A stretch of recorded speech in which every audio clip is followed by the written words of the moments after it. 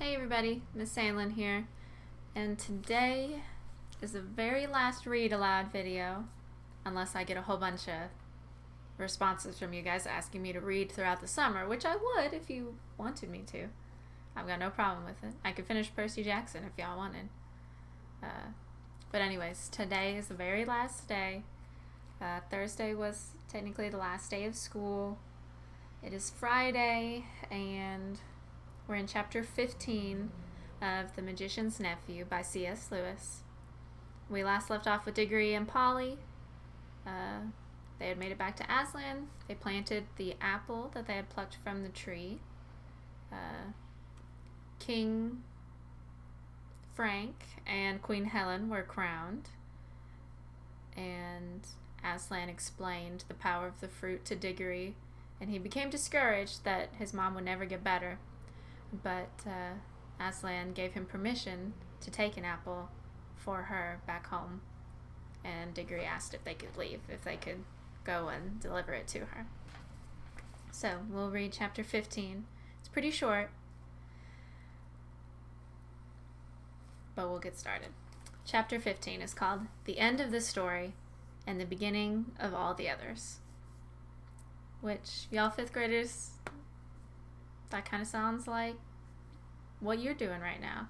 This is the end of 5th grade and the beginning of middle school and everything else that comes after. I'm really excited for y'all. Let's get into our reading. "You need no rings when I am with you," said the voice of Aslan. The children blinked and looked about them. They were once more in the wood between the worlds. Uncle Andrew lay on the grass, still asleep. Aslan stood beside them. "Come," said Aslan. "It is time that you went back. There are 2 things to see to first, a warning and a command. Look here, children."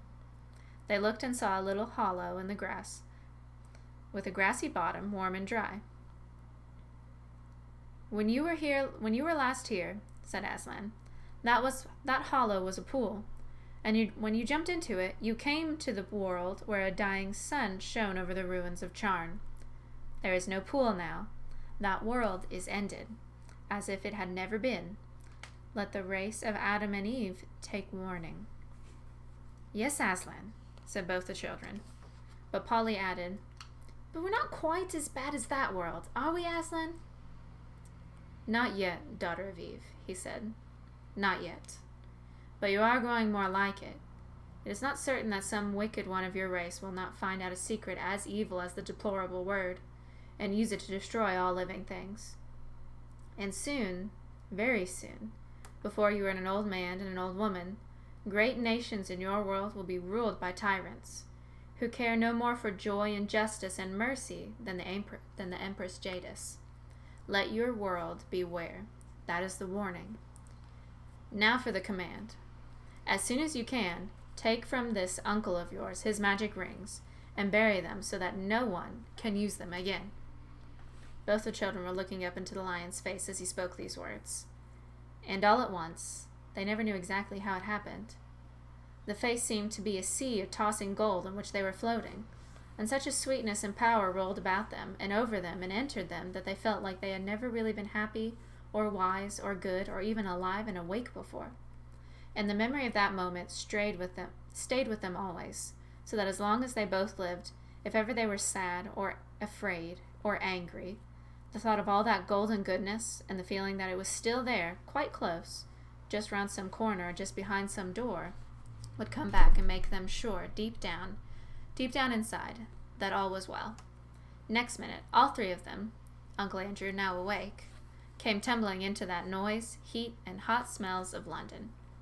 They were on the pavement outside the Ketterleys' front door, and except that the witch, the horse, and the cabby were gone, everything was exactly as they had left it. There was the lamppost with one arm missing. There was the wreck of the hansom cab, and there was the crowd. Everyone was still talking, and people were kneeling beside the damaged policeman, saying things like, "He's coming around," or "How do you feel now, old chap?" or "The ambulance will be here in a jiffy." "Great Scott," thought Diggory, "I believe the whole adventure's taken no time at all." Remember, Diggory and Polly traveled over a day to go get that apple, but no time has passed at all back in London. Most people were wildly looking around for Jadis and the horse. No one took any notice of the children, for no one had seen them go or noticed them come back. As for Uncle Andrew, what between the state of his clothes and the honey on his face, he could not have been recognized by anyone. Fortunately, the front door of the house was open, and the housemaid was standing in the doorway staring at the fun. What a day that girl was having. So the children had no difficulty in bustling Uncle Andrew indoors before anyone asked any questions. He raced up the stairs before them, and at first they were very afraid he was heading for his attic and meant to hide his remaining magic rings. But they needn't have bothered. What he was thinking about was the bottle and his wardrobe, and he disappeared at once into his bedroom and locked the door. When he came out again, which was not for a long time, he was in his dressing gown and made straight for the bathroom. Dressing gown's like a robe. "Can you get the other rings, Paul?" said Diggory. "I want to go to Mother." "Right. See you later," said Polly, and clattered up the attic stairs.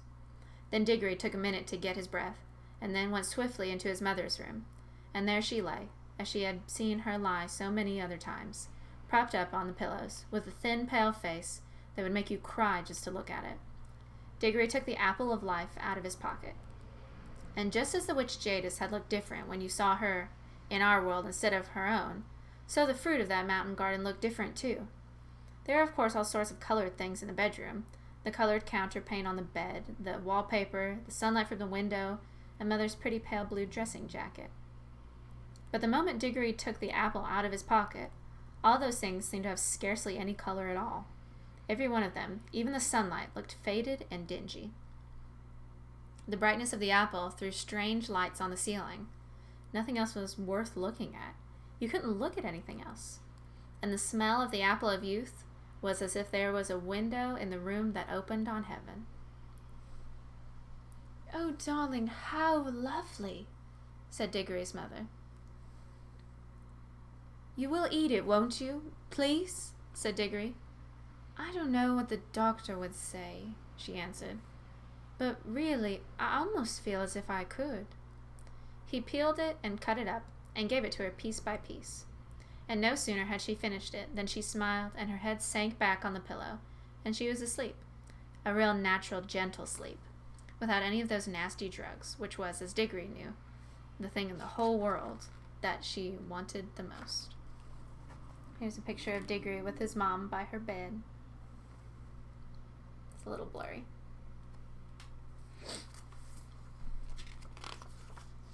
And he was sure now that her face looked a little different.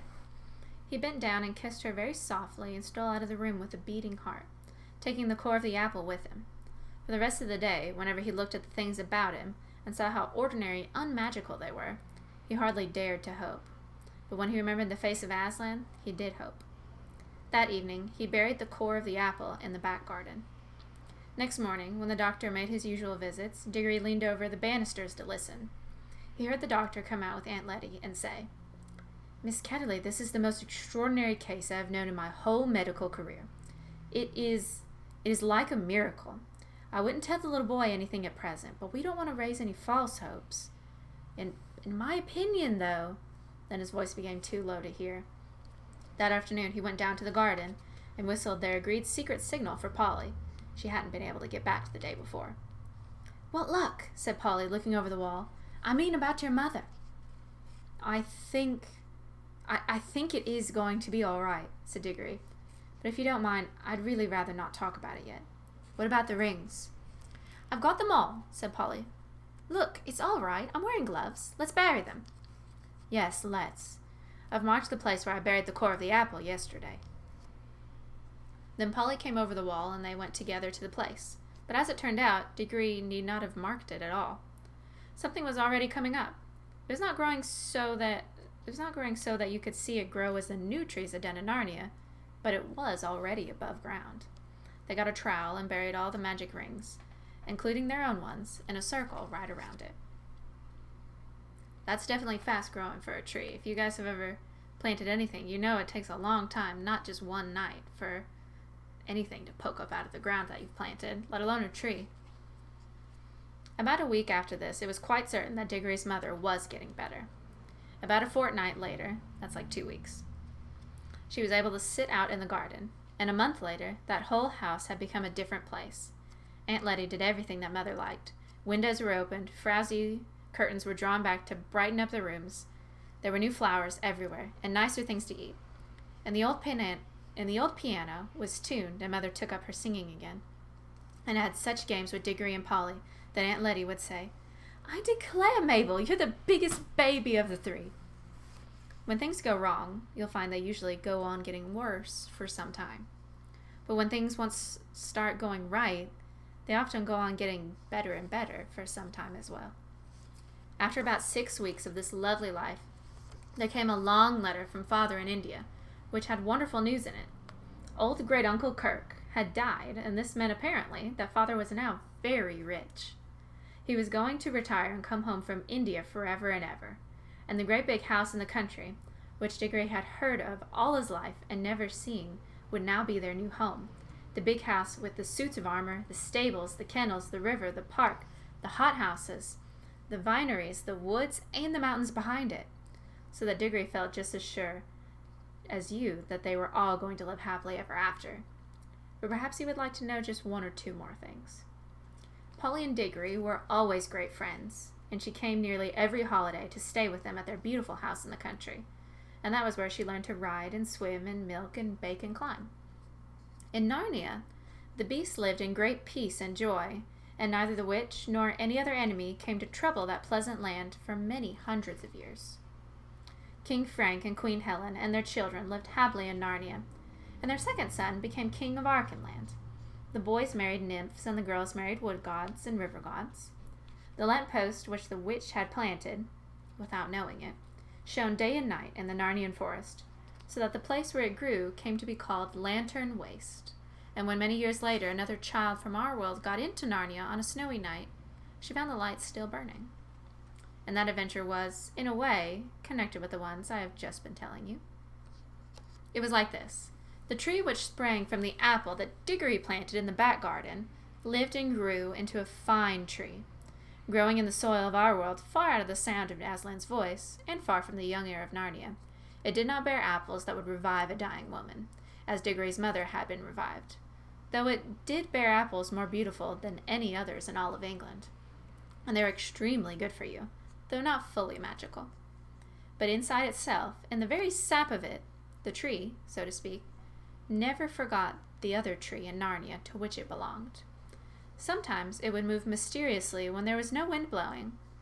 I think that when this happened, that there were high winds in Narnia, and the English tree quivered, because at that moment the Narnia tree was rocking and swaying in a strong southwestern gale.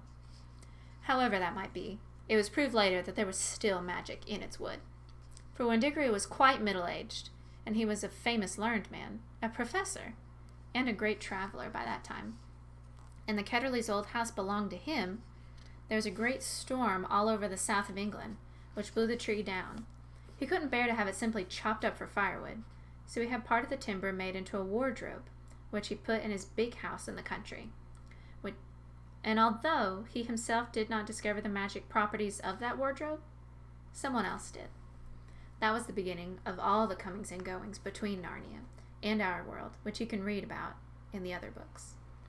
When Diggory and his people went to live in the big country house, they took Uncle Andrew to live with them, for Diggory's father said, "We must try to keep the old fellow out of mischief, and it isn't fair that poor Letty should have him always on her hands." Uncle Andrew never tried any magic again as long as he lived.